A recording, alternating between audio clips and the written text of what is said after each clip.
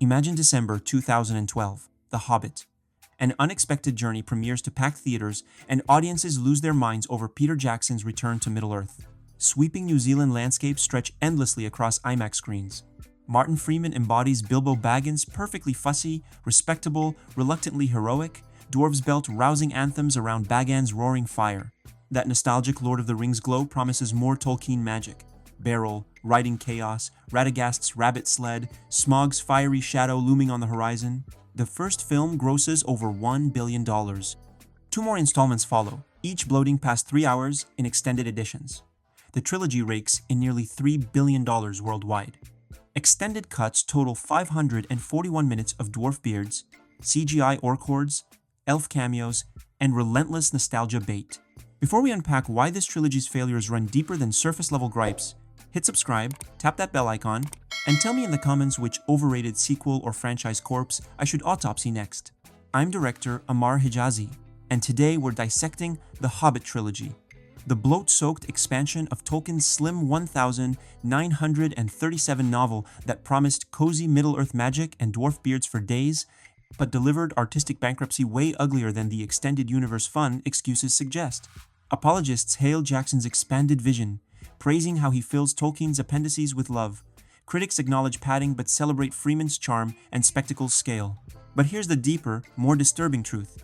The Hobbit trilogy is worse than you think.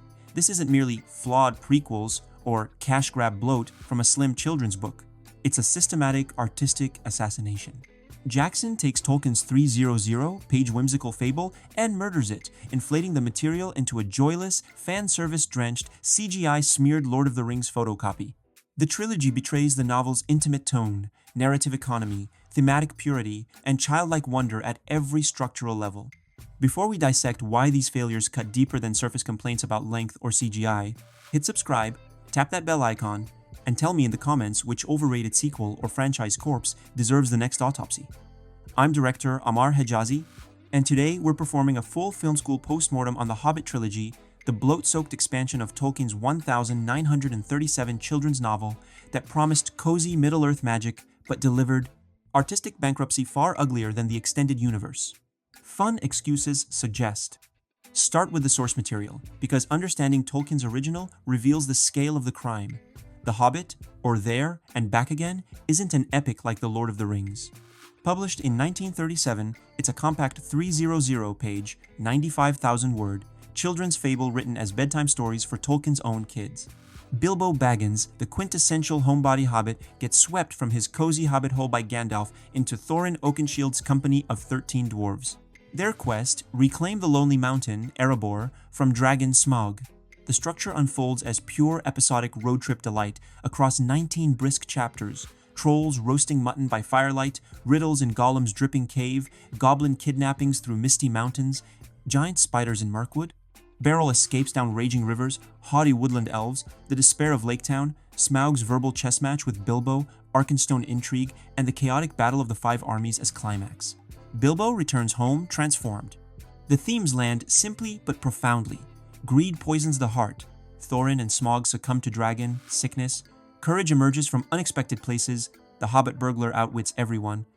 Mercy proves stronger than vengeance. Bilbo spares Gollum's life. And true home heals what adventure breaks.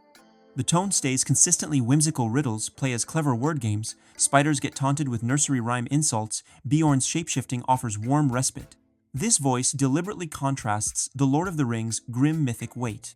Jackson's 2001 to 2003 trilogy honored that scale distinction. The Fellowship of the Ring novel begins intimate before epic sprawl. The films earned their length through rich lore and deepening character relationships. The Hobbit trilogy commits the cardinal sin of adaptation. It transforms this lean children's tale into a grotesque 541-minute extended editions monstrosity. Jackson force-feeds 300 pages of material across 9 hours by inventing sprawling subplots, bloating battles into hour-long slogs, and smothering intimate charm beneath CGI orc tsunamis, elf-dwarf love triangles, and franchise nostalgia sails. The narrative violence begins immediately. Consider the structural butchery. Tolkien's novel follows a crystal-clear episodic arc. Chapter 1 sets stakes at Bag End with Thorin's map and key. Chapter 2 delivers troll scavenging and Gandalf's purse-cutting rescue. Chapter 5 peaks dramatically with Gollum's riddle game, where Bilbo claims the ring through desperate wit. Mirkwood spiders and elves build relentless peril across chapters 8 to 9. The barrel escape thrills as pure playful chaos. Lake Town humanizes the quest in chapter 10. Erebor infiltration and Bilbo Smaug verbal chess form the emotional core in chapters 12 to 13. Arkenstone intrigue drives chapters 14 to 15. The Battle of the Five Armies occupies just a half-chapter coda chaotic, but morally focused on greed's consequences. Jackson obliterates this economy. An unexpected journey squanders 40 minutes on Rivendell Council bickering and stone giants before the goblin capture. The Desolation of Smaug stretches Mirkwood spiders and Thranduil's elf dungeons into 50 minutes of meandering elf drama, padded with the invented Kilitoriel romance. The barrel sequence triples the book's length through unnecessary orc interruptions. Battle of the Five Armies devotes 75% of its 1-6-1-minute runtime over 2 hours to non-stop CGI warfare, orcs versus dwarves versus elves versus men versus eagles versus bats. This war-porn marathon dwarfs Tolkien's brief, chaotic summary. From screenwriting theory, this violates fundamental principles of narrative economy. Sid Field's 3-act paradigm demands every scene advance plot, character, or theme. Robert McKee's story principles insist on motivated causality. Events must flow logically toward climax. The Hobbit trilogy piles times extraneous invention times atop thin source material. Azog's endless revenge arc, a single appendix footnote, becomes a 3-film antagonist chasing from Weathertop to Ravenhill. The Necromancer Dol Guldur storyline, another appendix sliver, bloats into a 30-minute side quest, starring Radagast's rabbit sled. These detours halt momentum without deepening Bilbo's burglar-to-hero transformation. Thorin Oakenshield's kingly greed arc dominates screen time. The dwarf ensemble drowns in spectacle. Bilbo's outsider perspective, the novel's emotional core, gets buried under invented noise. The visual craft compounds this betrayal. Jackson once mastered the blend of practical effects and selective CGI that grounded The Lord of the Rings in tactile wonder. Weta Workshop's prosthetics made Uruk-hai arrows feel deadly. Scale models breathed life into Minas Tirith. Location shooting captured New Zealand's authentic grandeur, Mordor's ash plains, Fangorn's ancient forests. The Hobbit trilogy drowns in digital excess. Azog's orc legions spawn endlessly like World of Warcraft cutscenes. Beorn's skin-changer warmth becomes shoddy CGI wolf hybrid transformation. Smaug's motion capture design delivers Benedict Cumberbatch's silky-voiced vanity, but the model clips unnaturally through Erebor's gold. The infamous 48 frames per second high frame rate experiment in An Unexpected Journey smears motion into daytime soap blur, exposing VFX seams and robbing cinematic immersion. Dwarves tumbling through barrels resemble video game physics, not lived-in peril. Production design apes The Lord of the Rings grandeur, Mirkwood's bioluminescent gloom, Erebor's gilded halls, Lake Town's rotting stilts, but inflates whimsy into grimdark parody. Goblin tunnels devolve into cartoonish gremlin excess. Lake Town transforms atmospheric decay into slum spectacle. Thranduil's Hall becomes a green glowing elf rave. Cinematography abandons The Lord of the Rings' intimate close-ups, Frodo's burdened eyes, Aragorn's weary resolve for wide VFX vistas that distance emotional connection. Dwarf faces blur within CG armies. Bilbo's ring-fingered close-ups feel obligatory amidst orc tsunamis. Howard Shore's score desperately recycles Shire flutes and Rohan horns, drowning the novel's fireside whimsy in epic brass that screams, "This is the Lord of the Rings sequel bait," rather than honoring a lighter tale. From film studies perspective, drawing on David Bordwell and Kristen Thompson's film art, this represents catastrophic abandonment of prosaic fidelity and textural grounding. Tolkien's chapter illustrations evoked cozy fireside trolls and riddle cave gloom. Jackson transforms these into blockbuster bombast. Intimate scale gets sacrificed to scale addiction. Practical miniatures that breathe life into Helm's Deep swap for green screen slop, where 2003's horse charges felt alive, but 2012's eagles swoop like PS4 renders. Character construction fares no better, crumbling under invented ensemble noise that turns Tolkien's distinct company personalities into a blur of beards and CGI fodder. Martin Freeman's Bilbo Baggins remains the trilogy's unqualified triumph.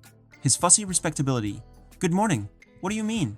Do you wish me a good morning, or mean that it is a good morning whether I want it or not?" cracks beautifully into reluctant pluck during the troll pocket stuffing improvisation. The Gollum riddle game showcases Andy Serkis at god-tier motion capture. Bilbo's Arkenstone moral heroism lands with quiet power, but the bloat sidelines him relentlessly. Thorin Oakenshield played with compelling intensity by Richard Armitage Hogg's screen time, with invented daddy issues flashbacks tracing his greed descent. The dwarf ensemble drowns in mob chaos. Bomber's comic girth, Keely's pretty boy hair, Dwalin's grizzled loyalty, Bofer's folk charm all blur into VFX hordes. Pure inventions torpedo coherence. Evangeline Lilly's Toriel shoehorned elf warrior for mandated girl power sparks a Keely romance triangle with Orlando Bloom's Legolas, whose 4-0, something gravity-defying, flips age poorly. Azog, the Man of Iron, from a single appendix footnote, chases endless revenge from Weathertop to Ravenhill, inflating into 3-film Sauron Light. Radagast, Sylvester McCoy, halts goblin momentum for Dol Guldur clowning with his rabbit sled. Gandalf's Necromancer detour justifies a White Council cameo fest. Galadriel's ethereal glow-up, Saruman's scheming tease, Elrond's stern cameo. These detours sideline Bilbo's burglar eye perspective entirely. Smaug's Erebor parley represents the film's creative peak verbal fencing crackles with tension. Cumberbatch's purr delivers vast draconic charisma, but devolves into repetitive taunt monologues amidst padding. Thranduil, Lee Pace, chews Elf King vanity with icy glamour during stag-riding entrances, but orc-interrupted subplots waste the potential. From performance theory echoing Stanislavski's subtext principles and ensemble dynamics analysis, this constitutes dilution catastrophe. Tolkien's 13 dwarves shine through distinct quirks. Fili and Kili as brothers, Ori the scribe, Nori the thief. The films blur them into faceless horde, while Bilbo's outsider gaze the novel's emotional lens gets buried under Thorin drama, love triangle fluff, and invented villain chases. If you're into this style of breakdown part roast, part film school autopsy hit like, drop a comment with your Hobbit hot take or worst bloated trilogy endured, and name the franchise flop to gut next. Do we shred Star Wars prequels, Pirates sequels, Divergent, or Transformers Endless War? You decide. I'm Ammar Hejazi, and I'll see you in the next one.